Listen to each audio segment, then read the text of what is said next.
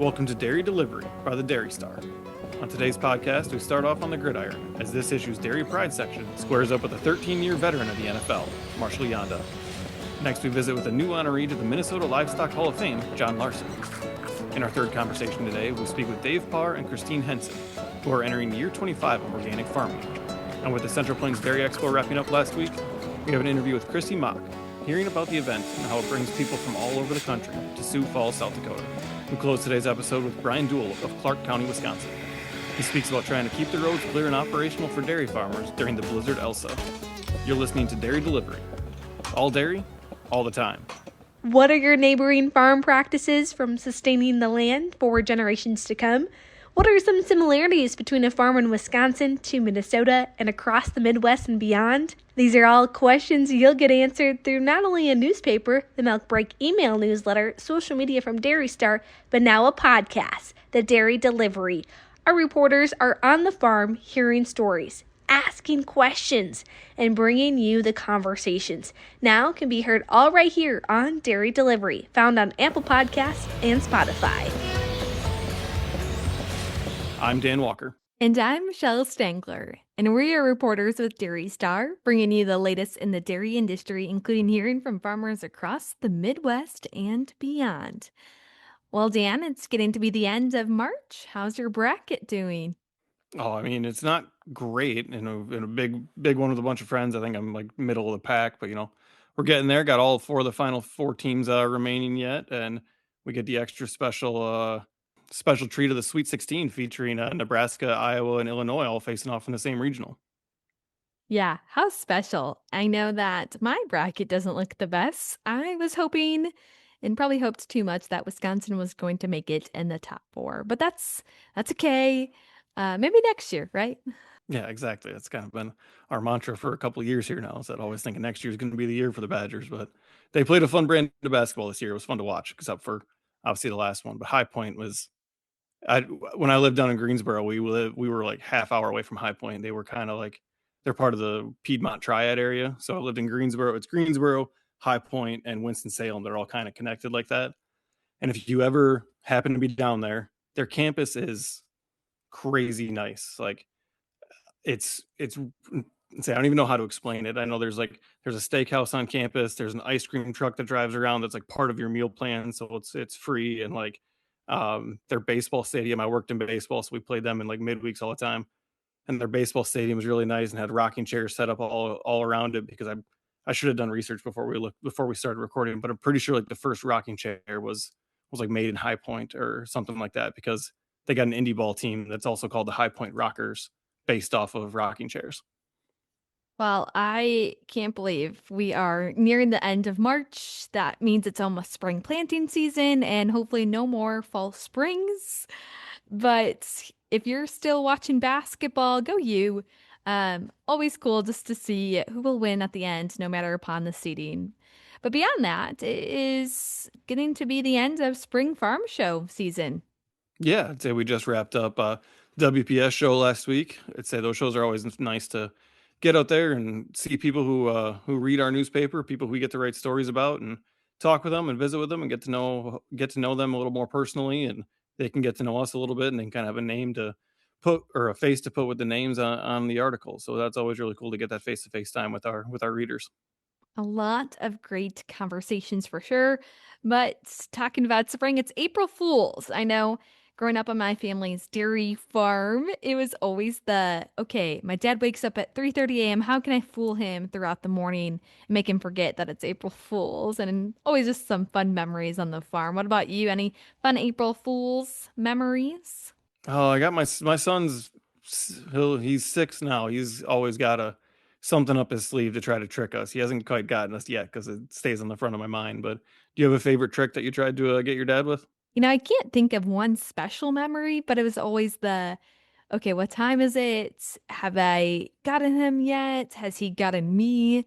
But it was just the memory of just being with my dad and growing up on the farm with my family. So nothing specifically. I need to think of something now, but if you ever have any ideas, our listeners, I think we're always open. Share with us what you're Definitely. doing. Yeah, we need people more creative than me to come up with an idea to try to get get my kids now.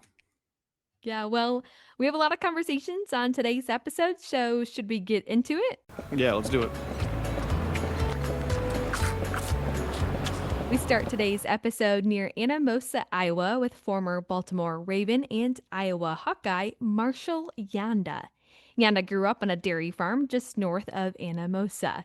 He watched how his parents worked on the farm, their strong will and dedication, and took that to the football fields, carving a successful career in the NFL. Now, you grew up on a farm near Anamosa. Can you talk to us about your dairy farm growing up? Yeah, sure. Obviously, like it was my dad and my uncle growing up that they decided to stay out of their generation and farm. So so my dad basically him and his family, my mom and my sister, us four, they did the dairy operation, and then my uncle and his family, they kind of took care of the pigs. So we had kind of a bunch of different areas to be diverse, in their farming. That was always their goal. So my parents, and my sister and us, that was our side of it was the dairy side of it. So yeah, we had Holsteins. I would say average, the herd kind of varied, but probably for the average, I would say probably about 85 to 90 cows was our average milking. For most of my youth on the farm. And yeah, we had Holsteins. We had bottle calves that me and my sister fed in the mornings before school.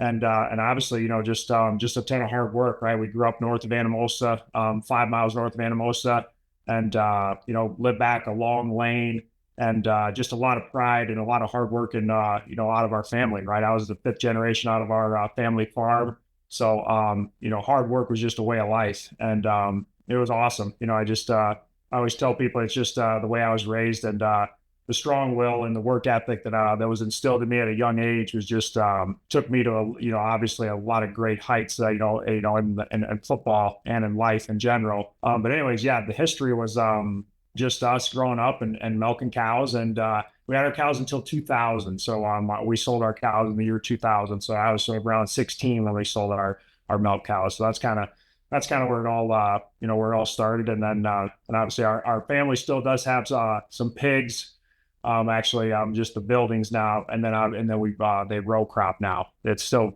my dad and my uncle and my cousin. Gotcha. So you still got a egg in the family and everything. When you guys were milking at 80, was it in a tie stall? Were you milking in a parlor? What was your milking of? Tri-stall. Yep, tri-stall. So I would say they had just the stanchions, or they had the old milk house until like the early 70s. And then I would say in the 70s, they built a new building and went to a tri-stall. So it was 4, 4, and 4, milk 12 at a time with like the electric operated doors. We had the holding pen outside, and then the freestall barn and that. So yeah. So were you involved in FFA or showing cattle or anything like that when you were growing up?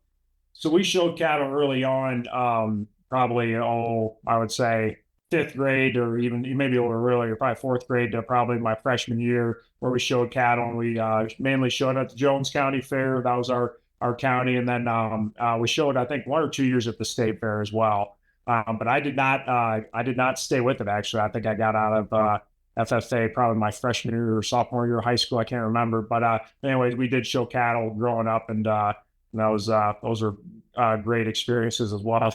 What did you kind of learn about yourself growing up on the farm? Yeah, just just that obviously I got to watch my parents, and just watch them work and watch them be passionate about what they did every single day.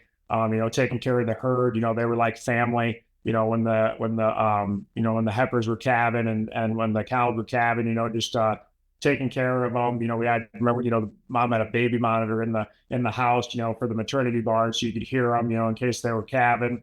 So I mean, it was just it was a way of life, and just being raised. And I thought, every kid that grows up in their lens of their eyes, they think every person grows up that way. Obviously, you had no idea there's big cities out there, and just way different ways of lifestyles. So you just thought it was everybody grew up this way. But I feel fortunate, and my parents were doers. They just they rolled up their sleeves, and they got the job done, and they were really good at tasks. Completing tasks, and like learning on the go when stuff would break, improvise and creating new ways to do things better. They had all kinds of variables, with the cows and the feed and the manure and the milk and all that stuff. So, I mean, there was very challenging for them. And like I said, just watching them do what they did definitely, gave me a lot of values in my life. You were put on the Iowa American Needs Farmers Wall of Honor in 2021. What did that mean to you to win that award? Yeah, very grateful, very humble, just because, the way I was raised and where I grew up and where I came from, man, my family, that's the bedrock of our life and our existence, just of my family, just worked extremely hard and was just dedicated to the farm, and dedicated, providing food, providing, milk for the country and just taking a lot of pride in that.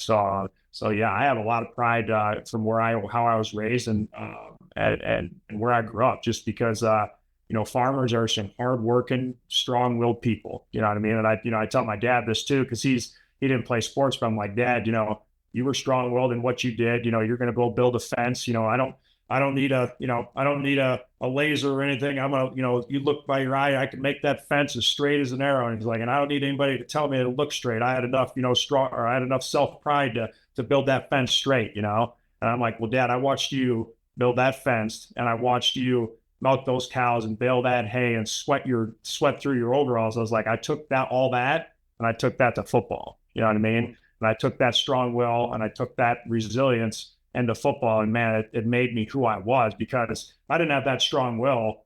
Terrell Suggs would have ate my lunch. The next morning, I might have had doubts of like, man, this ain't for me. And then you start kind of going like this, oh, my confidence. And it's like, no, like where I came from, that farming strength, like that mindset, kept me going. It kept me fighting. We know farmers love the Dairy Star, but with the hustle of today's society, we wanted to bring you a new way to hear our stories. That's why we created the Dairy Delivery, a podcast from the Dairy Star. Join me, Dan Walker, along with Michelle Stengler, as we host this new podcast to highlight your stories and the work farmers are doing. The Dairy Delivery can be found on Spotify and Apple Podcasts. This bi-monthly podcast will feature all dairy, all the time, a Dairy Star staple. Read more about Marshal Yanda's career in the NFL and his dairy upbringing under the headline Elite Mindset on dairystar.com. In our next story, Michelle got to speak with John Larson of Albert Lee, Minnesota. Larson was inducted into the Minnesota Livestock Hall of Fame and talked about his love of pedigrees and cow families with 40 years in the industry. We are a homebred herd and have been for quite some time. My parents started the dairy when they were married in 1960. And the facilities began shortly thereafter. And my mom and dad farmed together until she stopped to have kids. I am the third of 5 kids. And when she stopped to have kids, she was a school teacher. She cashed in her retirement savings and purchased 6 registered Holsteins, and most of the herd descends from those 6. Wow, that is special. So talk to me about your breeding career. Well, I grew up always loving breeding cattle. I think I probably learned to read by sitting on my mom's lap and reading bull books. I've always loved it. I always loved seeing what we could do to improve the herd, and just thinking if we purchased this bull and made this mating, that the next generation might be the key to something fantastic. And to this day, it still intrigues me, and I still enjoy pedigrees and building cow families more than ever. At your farm, what do you breed for? We're very much a balanced breeding program.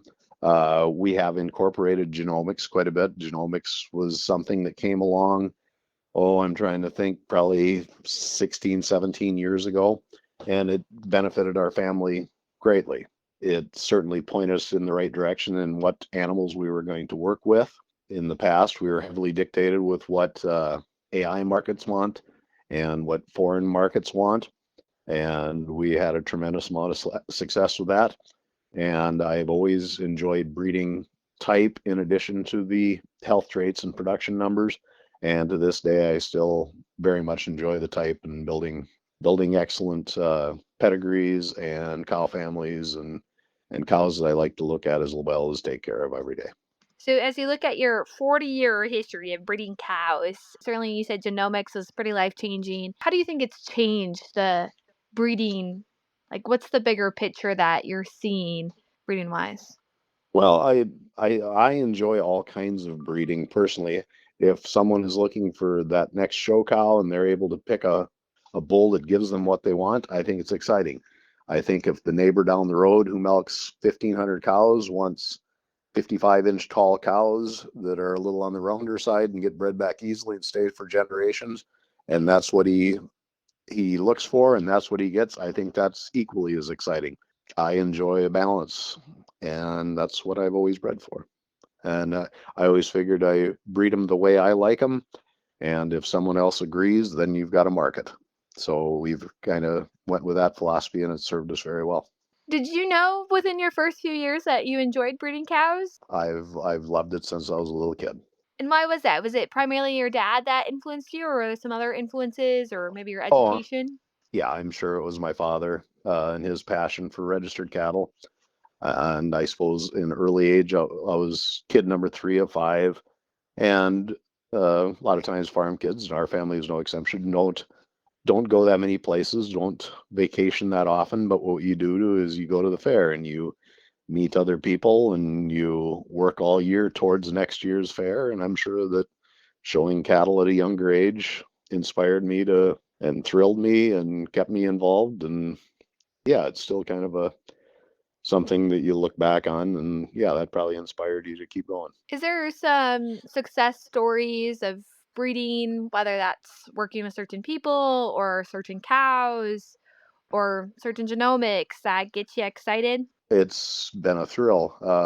Certainly the cows that come to mind is we've had a cow family that starts with the letter C, and the 2 cows that come to mind are Cosmopolitan and Crimson. And it has been a thrill. Crimson is my once in a lifetime, and she lasted 17 years with me, and we had a connection from the day she was born. And until you live it, you don't know it. But I had a partner, and what an incredible run. And I wouldn't say we go terribly many places, but the world came to us, and we shared our genetics with many countries around the world, and the opportunity to show her and her family to the rest of the world was pretty exciting. So she was named Global Cow of the Year, I think back in 17. Her mother, Cosmopolitan, was the #1 TPI cow of the breed. A couple of years prior to that,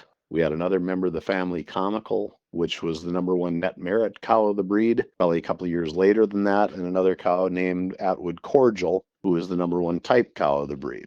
So the same family produced the #1 TPI, the #1 net merit, and the #1 type cow, which is rather unique. But they were all good individuals, tremendous individuals that did what they were supposed to, also beyond the numbers. We know farmers love the Dairy Star, but with the hustle of today's society, we wanted to bring you a new way to hear our stories. That's why we created the Dairy Delivery, a podcast from the Dairy Star. Join me, Dan Walker, along with Michelle Stengler, as we host this new podcast to highlight your stories and the work farmers are doing.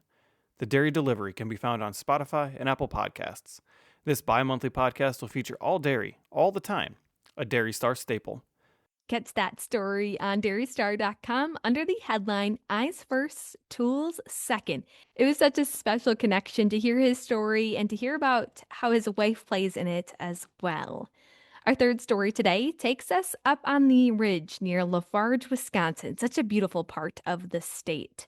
David Parr is a third-generation farmer and got the chance to make the farm his own. Let's get into that interview with Dan to hear how he was inspired by his brother, Gary, and has now been farming organically for a quarter of a century. You're a third-generation farmer, but can you tell me a little bit about the history of the farm that you work? Well, the farm I own is a farm that my dad had the choice to buy back in 1948. My grandfather, Grandpa John, he had bought this farm, and the farm that my brother is currently on, out the ridge a mile, he had bought them in 1948. because my dad was older than his younger brother, he gave my dad the choice of which farm he wanted to buy. And my mom wanted my dad to buy this farm because it had a newer barn, older house, but a newer barn, and it was closer for the kids to go to school.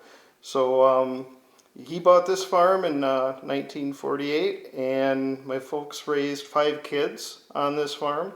I was the third son in line, and I came out of high school in 1982. I graduated, and in 1983 I went into a partnership with my dad to farm. And in 1993 he was ready to sell the farm to me and ready to semi-retire. So that's when I purchased the farm outright from my dad.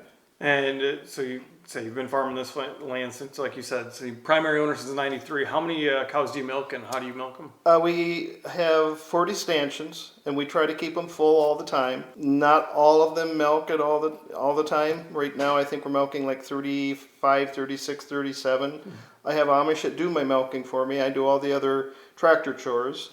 Stanchion barn, simple pipeline milker setup. So yeah, that's about the extent of the milking part of it. There you go.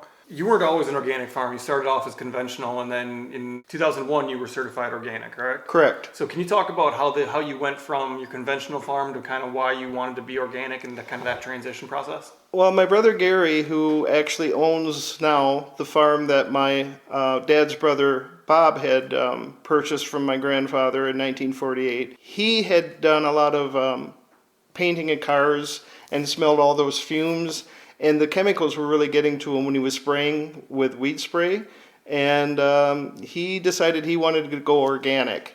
So he was certified organic at least a year before I was, and I started talking to him about that and a better way of farming the soil and taking care of the land and a better pay price. That was definitely a point of interest. And I just decided in 2001, I'm gonna give it a shot, see if I can get certified. Lot to do, lot to learn, which I got through it all and got certified and started getting a better milk price than I was getting. I was in the $12 range in 2001 for conventional pay price, and I think I jumped up to less than 16, somewhere between $15 and $16 per hundredweight. And talking with you and Christine, you too here, the organic lifestyle and kind of how you guys have approached things has really kind of resonated with how you kind of live your own lives and kind of how you want to run things. What do you appreciate most about being an organic farmer? I think just the fact that I feel like I'm taking good care of the soil, good care of the land. And I've heard this and I've read it many times. You go out to some of these conventional fields that it's rotating corn, soybeans, and they're doing this all the time. That soil's dead. Soil is a living, breathing thing. And if you have healthy soil, you're going to always have weed pressure because you can't spray for weeds. But if you have healthy soil, you can grow good crops. And I don't use any starter fertilizer for my corn. Sometimes I'll broadcast hay fertilizer after first crop. But generally that's not needed either. It's manure, your manure from the cattle and green manure plowing down hay fields to put corn on, and we can do quite well. The big trick is controlling the weeds, and I've said this before, you can put a ton of starter per acre, but it won't do you any good if you don't control the weeds. On the flip side, if you can do an excellent job of controlling the weeds, you can get by with 0 pounds of starter fertilizer. So how do you control the weeds? What do you do to mitigate all that weed pressure? Ideal spraying is you get out there and get plowed early, work the ground. You plant when the soil temperature is warm enough to germinate the seed, and I'm talking corn seed because that's what my row crop that I grow. I don't grow soybeans anymore. You wait till the soil's warmed up, and so that when that corn is put into the ground, it shoots up hopefully in 5 days. Ideal situation, it's not too wet to get in there and rotary hoe 3 to 5 days after planting. Last year I couldn't. Year before I could. Year before that I couldn't because it was just too wet. So when the corn's up, when it's big enough to go through with the cultivator, 2-3 inches, usually you're going to have weed pressure. You get in there with the cultivator and start cultivating. And I usually, as a rule, only have to cultivate twice. Once after emergence, 2 to 3 inches tall, and the other time, I don't know, anywhere from 6 to 8 inches, 10 inches tall to about knee high.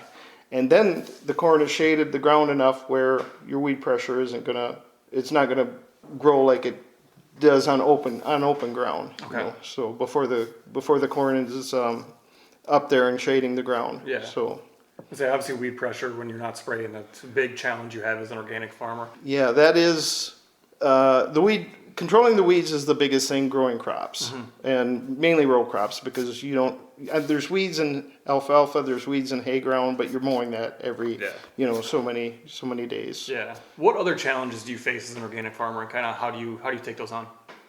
Part of it's the education. Yeah. Educating the public and what goes into being certified organic, that it's not just paperwork. It's not something that we've bought from the organic certification agency. It's the hard work that we put in, and the importance of educating the public on, you are what you eat and what are you putting into your bodies and your children's bodies, and knowing that we're putting out a really good product that I am so proud of. Like when our stuff ships, and I'm happy to know that it's going in and making a difference in people's nutrition. So that's part of it, is the education part of really informing people of what certified organic really means, not just organically grown or like organic. So, and it can be a struggle when you do have sick cows, like thinking outside the box. How are we going to treat this? We're not going to use antibiotics. We're not going to use steroids or anything like that. How are we going to nutritionally support this animal through this struggle?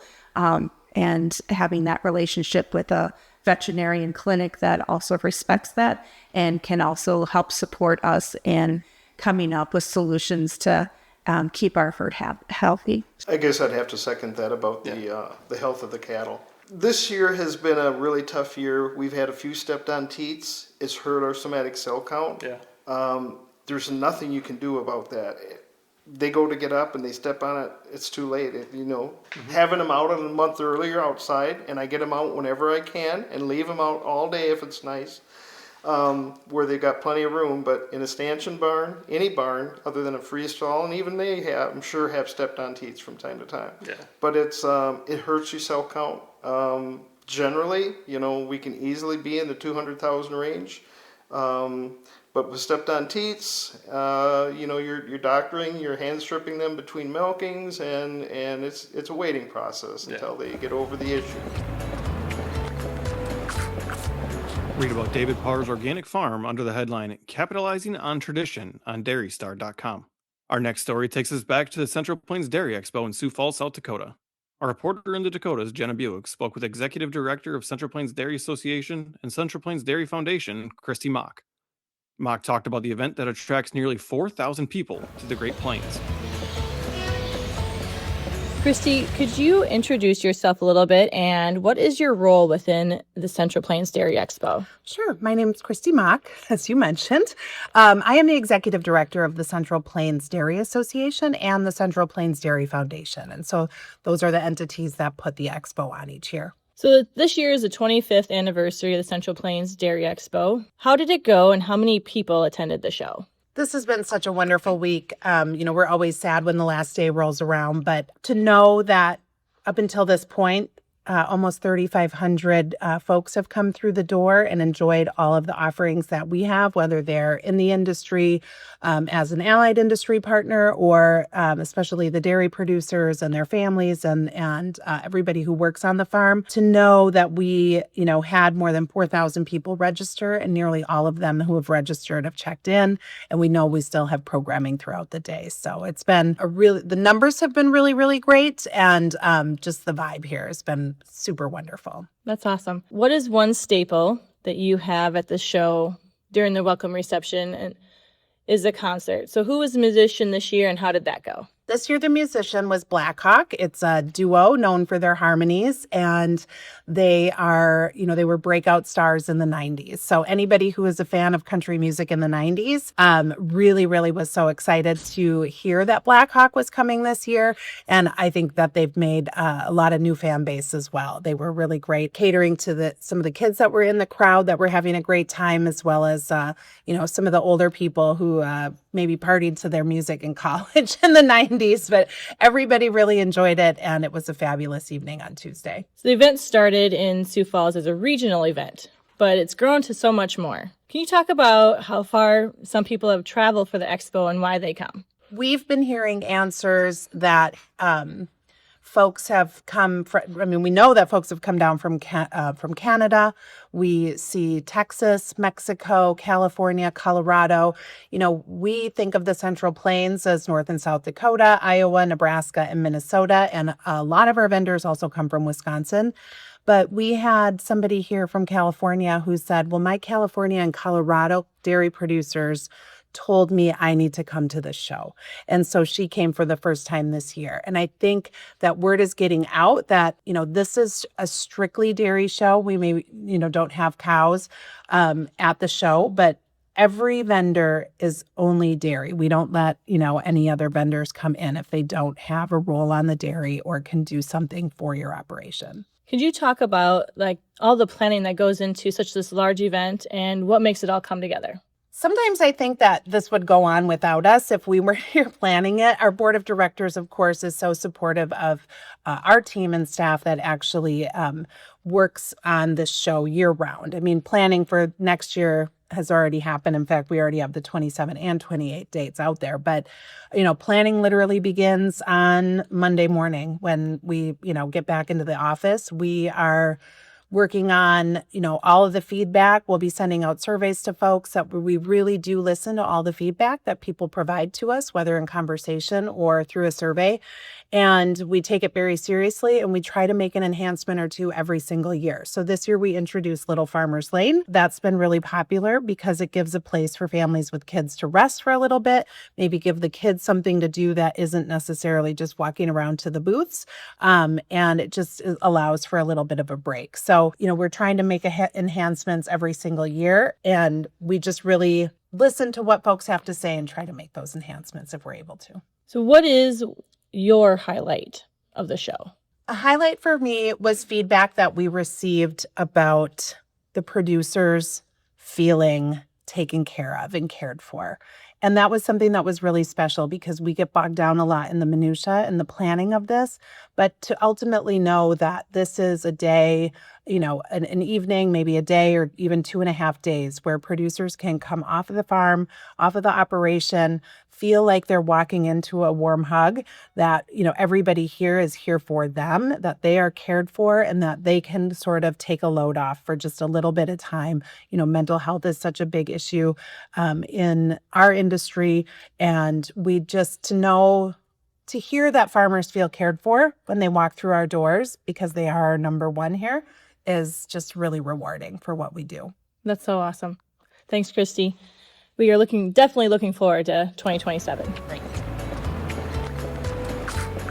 Well, there are many articles in this issue of the Dairy Star about the Central Plains Dairy Expo, many seminar recaps, and you can catch them all in the latest Dairy Star newspaper or find the digital copy on dairystar.com. Our last story today puts us in the eye of Blizzard Elsa and what it was like.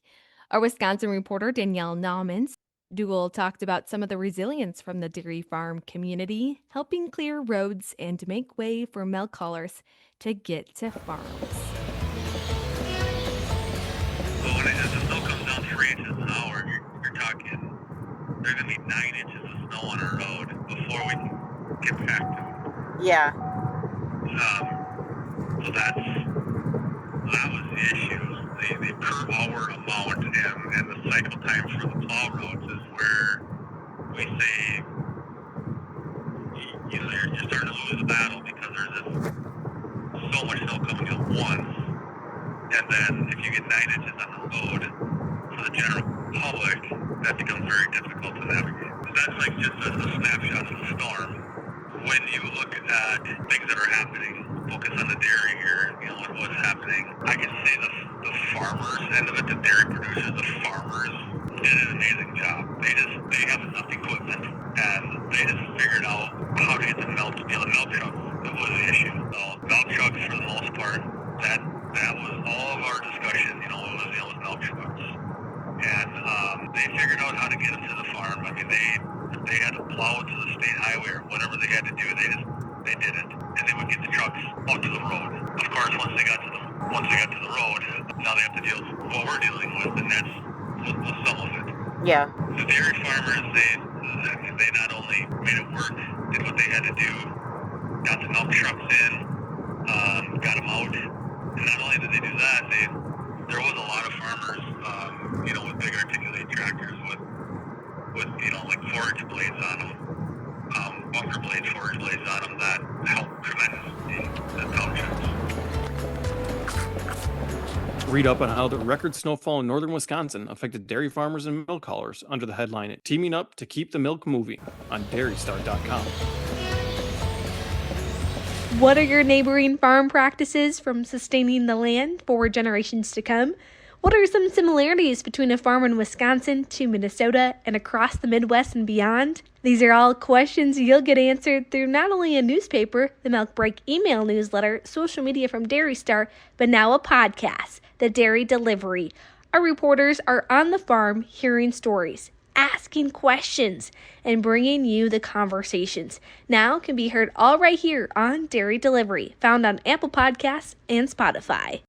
This issue of the Dairy Star has a lot more stories in it. This one's Our Side of the Fence includes how different producers handle hoof care on their farm. Essential care for cows starting from the ground up. Feet and legs are important on every farm, so that's a cool section. Another story in this issue is from the Professional Dairy Producers Conference in Madison. Our Stacy Smart heard a presentation of AI on the farm, Smarter Herd Management presentation by Jeffrey Booley. Booley is the Executive Director of Genetic Program and Innovation with Holstein Association USA and talked about how to use data to get the most out of your cows. Certainly something I'm hearing is data and the efficiency of using it to make it work for your farm. So a really neat article that Stacy had wrote. Yeah, I'm interested in reading that one and kind of catching what she learned from it and what she took from it. Because I know in the first issue in March, we had another one about AI and how we used it to match up matings, and it seems a lot more data. Being able to sift that to find the right thing for your farm is obviously getting to be more important for everybody. So Tiffany Klophocky has a story out of Cortland, Minnesota. She spoke with a 7th grader from the Emmanuel Lutheran School who donated 427 pounds of dairy products to the New Ulm area emergency food shelf. Aiden and his siblings show cattle at the Brown County Fair and wanted a service project that combined their interest in the dairy industry and giving back to their community. Well, in our history section, Danielle Nauman wrote an article about President William Howard Taft's cow, Pauline Wayne 3D. In Taft's single term in the White House, a Holstein cow from Kenosha, Wisconsin, grazed the grounds of 1600 Pennsylvania Avenue. Just think if that happened again here in 2026. Pauline Wayne settles in as the country's most notable cow of the time and lived on the grounds of the White House for just over 2 years. Legendary, you could say. Well, you can find more stories in next week's Dairy Star newspaper. Then come back to the Dairy Delivery on Spotify, Apple Podcasts, or wherever you listen to podcasts to hear more of those stories. Rate and subscribe, and if you or someone you know is interested in being featured in the Dairy Star or on Dairy Delivery, reach out at dairydelivery@dairystar.com so we can continue sharing all dairy all the time.